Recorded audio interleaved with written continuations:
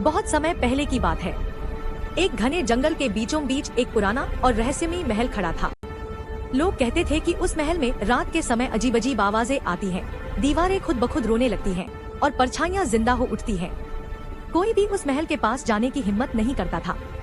एक दिन अर्जुन नाम का साहसी युवक उस गांव में आया। कभी लौट कर नहीं आया। उसने महल की कहानियां सुनी तो उसका मन उत्सुक हो उठा। गांव वालों ने उसे बहुत समझाया, उस महल में मत जाना, जो गया वो कभी लौट कर नहीं आया। लेकिन अर्जुन डरने वालों में से नहीं था। अगली रात पूर्णिमा के चांद की रोशनी में अर्जुन महल की ओर बढ़ा। जैसे ही उसने महल का दरवाजा खोला, तेज ठंडी हवा चली और दरवाजा अपने आप बंद हो गया। महल के अंदर अंधेरा था, लेकिन दीवारों पर जलती हुई मशालें अचानक जल उठीं। अचानक उसे किसी के चलने की आवाज सुनाई दी। सामने सफेद कपड़ों में एक रहस्यमय लड़की दिखाई दी। उसकी आंखों में गहरा दुहक था। उसने कहा, मैं इस महल की राजकुमारी अनन्या हूँ। मुझे एक श्राप ने इस महल से बांध दिया है। अनन्या ने बताया कि वर्षों पहले एक तांत्रिक ने महल के खजाने के लालच में पूरे राजवंश को श्राप दे दिया था।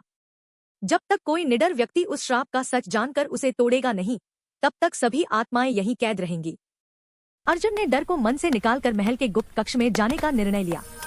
वहां उसे एक प्राचीन पुस्तक और एक चमकता हुआ रत्न मिला। पुस्तक में लिखा था कि रत्न को सूर्योदय के समय महल के आंगन में रखकर सच्चे दिल से मंत्र पढ़ा जाए तो श्राप टूट जाएगा। जैसे ही सूरज की पहली किरण पड़ी, अर्जुन ने मंत्र पढ़ा। तेज रोशनी फैली और पूरा महल कांप उठा। एक पल बाद सब शांत हो गया। अनन्या मुस्कुराने लगी और बोली, तुमने हमें मुक्त कर दिया। महल धीरे धीरे उजाले में बदल गया। आत्माएं मुक्त हो गईं और महल का डर खत्म हो गया। अर्जुन गांव लौटा तो लोग उसे नायक मानने लगे और वह रहस्यमयी महल अब इतिहास की एक कहानी बन गया, डर की नहीं, साहस की।